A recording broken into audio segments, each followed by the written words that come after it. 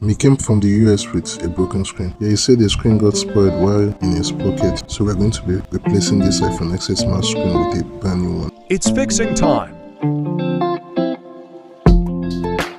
So if you want more of these videos, please like, share and subscribe to my channel.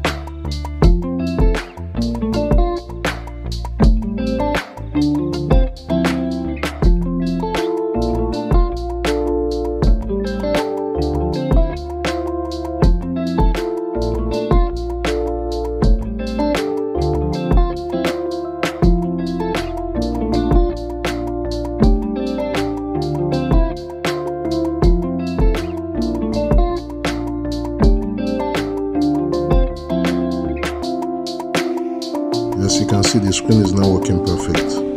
To watch more, subscribe. A Merry Christmas and a prosperous New Year in advance.